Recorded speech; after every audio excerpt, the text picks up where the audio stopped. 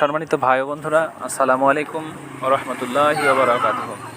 আল্লাহর রহমতে আপনারা সবাই ভালো আছেন। আজকে আপনাদের সাথে একটি বিষয় নিয়ে কথা বলবো। বিষয়টি হলো গাভীর ম্যাস্টাইটিস। আসলে গাভীর ম্যাস্টাইটিস একটি খারাপ অসুখ, যেটা অনেক সময় চিকিৎসার মাধ্যমে ভালো হয়ে যায়, আবার অনেক সময় বাট পচে খসে পড়ে যায়, অনেক সময় দেখা যায় গাভী মারা যায়।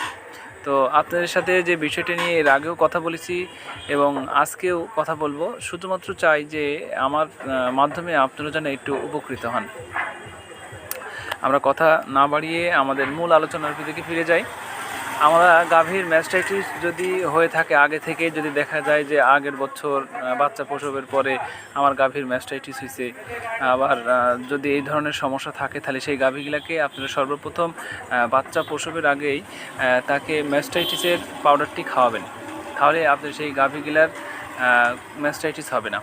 আরেকটি কথা হলো যে গাভীর যদি বাচ্চা প্রসবের পরেই যদি দুধ গালা না ভালো হয়, তাহলে কিন্তু আপনার গাভীগুলার ম্যাস্টাইটিস হবে। এই কারণে গাভী প্রসবের পরেই অন্তত 1 থেকে 2 দিন আপনারা দুধটা দহন করার উপরে রাখবেন।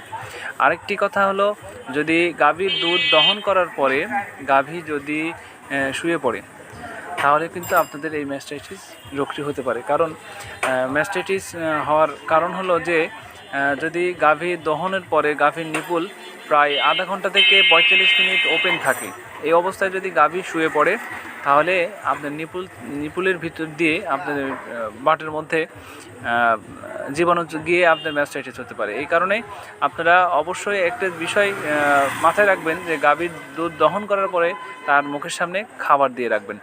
যদি আমার আলোচনাটুকু মাধ্যমে আপনাদের যদি উপকার হয়ে থাকে, পরবর্তীতে আমার ভিডিওটি নিয়ে আসার চেষ্টা করব। আপনারা সবাই ভালো থাকবেন। ধন্যবাদ সবাইকে।